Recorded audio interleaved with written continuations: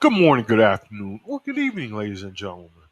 Extended warranties and protection plans are everywhere, from phones and laptops to cars and furniture. They sound like simple add ons, a way to protect what's been purchased.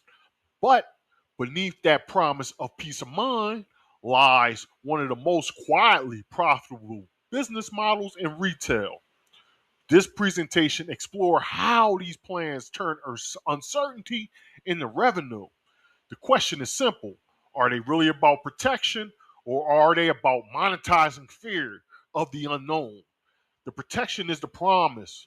The margin is the business. When customers hear the words extended warranty, they think of safety. They imagine coverage if something goes wrong, a smart way to avoid surprise repair bills, and a little extra peace of mind. It feels like a responsible decision, a small price to pay for security. Salespersons reinforce that feeling. For just a few dollars more, you can protect your investment. It's an easy emotional sell. But what customers believe they're buying, reassurance, is not always what the company is actually selling. Here's what's really happening behind the scenes. The protection plan is offered at the main purchase when the buyer is emotionally committed and most open to reassurance. The company isn't just offering service, it's selling a financial product that prices future uncertainty. The business earn margin from how many people attach the plan, how few actually use it, and how tightly claims are managed. The promise feels generous at the point of sale, but the economics are decided later when a claim is filed. The visible product is protection. The hidden business is risk monetization. This model works beautifully because it taps into human psychology. People dislike uncertainty, especially after spending a lot of money.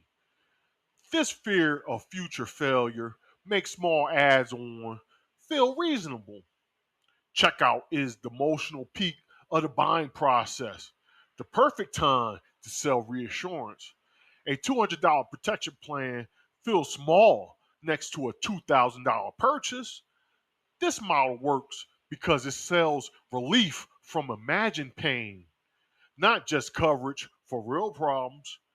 Fear of future pain is often easier to sell than the product itself. This popular business model repeats across many industries. In cars, it's a vehicle service contract. In homes, it's a home service warranty. In electronics, it's a protection plan. In furniture, it's a stain or damage guarantee. The language changes, but the structure doesn't. A promise of protection, a fee up front, and a controlled claims process later.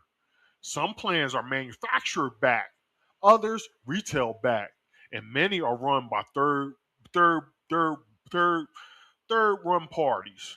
No matter the product, the business logic is the same. Monetize uncertainty, manage claims, and expand margin. Now, let's walk through a typical customer journey. The buyer makes a purchase, feels a flicker of uncertainty, and hears the protection pitch. They add the plan, hoping never to use it. Months or years later, something breaks, and that's when the real test begins. The plan is sold in a moment of reassurance, but judged in a moment of frustration. The sale and the service experience are separated in time. Trust is built or broken not at the sale, but at the claim. The plan is sold at checkout, but the economics are decided at claim time. Now, let's look at how the money actually works. The company collects upfront fees or monthly payments. Retailers and dealers earns commissions off the sale. Profitability depends on how many plans are sold versus how many are used. That's called breakage. The fewer the claims, the higher the margin. Exclusions, deductibles, and claim management all shape profitability. The best run programs make more from selling plans efficiently than from fixing things effectively. The real business isn't repair, is risk pricing and claims control. Here's a quick strength, weakness, opportunity, and threat snapshot. The strengths are clear: high margin revenue, scalability, and emotional appeal. The weaknesses are just as apparent: trust issues, perceived low value, and dependence on upselling. Opportunities lie in digital subscriptions, premium tiers, and better service experiences. But threats loom underneath: regulation, skepticism, rising costs, and public backlash. The same features that make this model powerful also make it tenuous. When margin logic outruns customer trust, the model starts to crack. Let's map this out using the business model canvas. The customer segments are risk averse buyers and high ticket purchasers. The value proposition is peace of mind and reduced uncertainty. The channels are checkout counters, dealerships, and online renewals. Revenue streams come from planned fees, commissions, and renewals. Key activities include risk pricing, claim management, and upselling. Key resources are data service networks and trust language.